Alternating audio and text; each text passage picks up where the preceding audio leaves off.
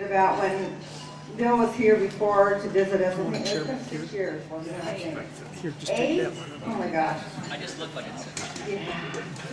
Yeah. When he was here and gathering information, he asked if he could, he interviewed quite a few people, and he asked if he could interview me, and I was thoroughly fresh out of the church then, and lots of kid issues, and I was really, very nervous about it, and I gave him a quote that I said, you can't put my name on it, you can put my name on this, but then I told him something else, and I said, this one has to be anonymous.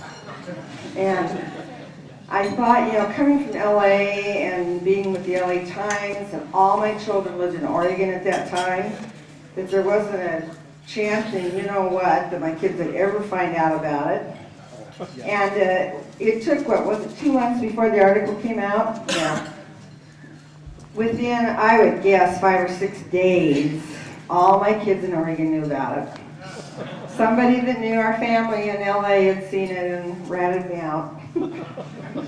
So that was a real, I wouldn't say it was a turning point, but it was a big, in the curve of my relationship with my kids, it was definitely a downer. But it was actually, for me, one of those steps that has helped me get a little more assertive about my position in life right now, and so when I happened to stumble into Bill's essay on the internet somehow, and read it, the one that he got so many awards for, and it raced all around the country, and then I got an email from him, which I'm sure was a mass email, but it was talking about his book and the fact that it was being published and so forth and so on. So I wrote him immediately and said, any chance in the middle of your book tour that we could get you to come and talk at the conference? And he emailed me quite rapidly, which is a little unusual. He doesn't answer his emails very fast usually, at least my experience, but he said, I'd love to come, you guys are fun, and he said, when you read my book, I think you'll be surprised. And so I bought the book immediately, and there are 3 very important places in the book where he talks about the Exmormon community. So again, his full bio is on the program, and I don't want to waste any more time. Turn the time over to Bill. Thank you.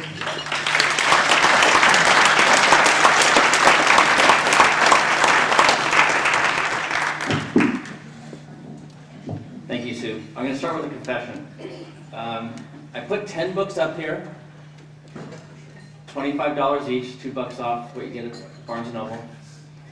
There was when I came in today, there was only 3 books left, no money. I thought, these effing ex-Mormons. If they were still part of the church, that money would have been there. But then somebody gave me the money, so you guys are honest.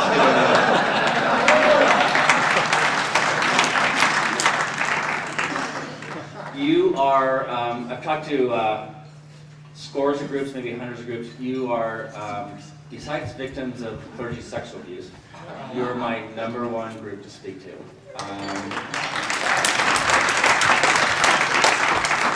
I speak to a lot of, we share a lot of the same story. I speak to a lot of, can I turn this? I speak to a lot of atheist groups, and I tell my story, I pour out my heart. It's very uncomfortable, and then I leave it open for questions, and then, so the first person is always some guy with a Star Wars t-shirt and a pocket protector, and say, yes, what's wrong with that, right? And I say, yeah, what's your question? He goes, well, it took you 46 years to learn what I knew when I was 6 years old. What kind of idiot are you?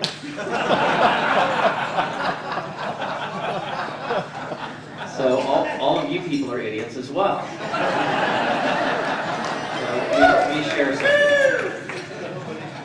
I'll tell you a little bit about my story. I've highlighted my Mormon connection. We have a lot of connections. So I'll start with my story. My story really starts when I was 25 years old or so. I had gone through my first marriage to my crazy high school sweetheart. Never married your crazy high school sweetheart. I left her, but she was so crazy I never got a divorce. Was dating, got a girl pregnant. was not divorced, if I didn't mention that, and then my career was going nowhere. So I was very depressed. I thought my life was over by this time I was maybe 27.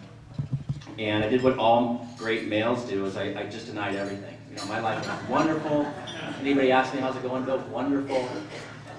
Finally, my best friend sat me down and said, what is going on with you? You're just a wreck. And so I told him everything, thinking he'd hate me. And he said, you know what's missing in your life, Bill, is God. You need God. And at the time, he could have said crack cocaine. And I would have taken it. Because I was in so much pain, I just wanted to get out of that pain. And he said, no, you need God, and so I'm going to pick you up when we go to church. And I was raised minor league Catholic. I was Episcopalian. And I didn't think Mormons would get that joke.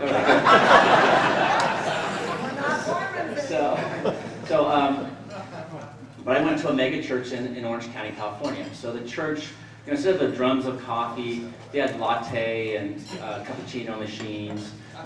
Everybody just looked like they were out of the pages of the OC. Just, you know, beautiful people.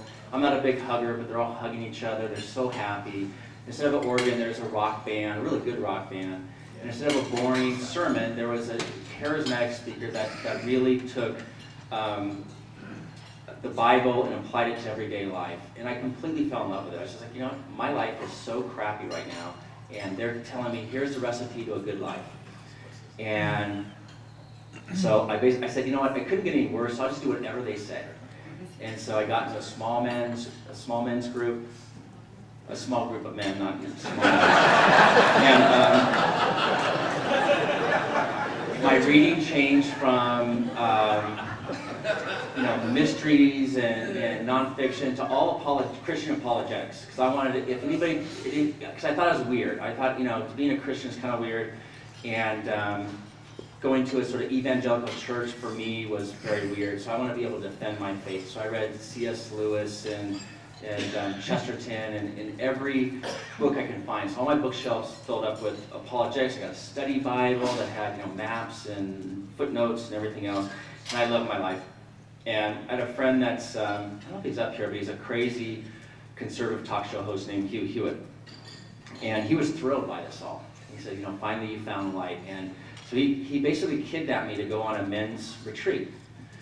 Now, I don't know if Mormons have retreats, but if they don't, or never go on a retreat. It's the worst thing you could ever do. You're basically stuck up in the mountains with a bunch of guys you don't know. And there's no TV, there's no cell phones, there's no anything, but basically you pray, you sing worship songs, kind of the same thing over and over and over again.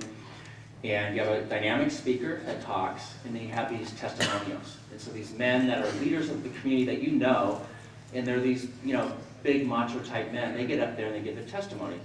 And they always tell how their life got really screwed up one way or another, and how it was only through Jesus that they're able to get back. And there are tears in the audience, there's laying on of hands, and the whole weekend, especially at night, you're in the cabin with like 12 guys with all these bodily sounds. You can't sleep, it's lousy food, you're worn down.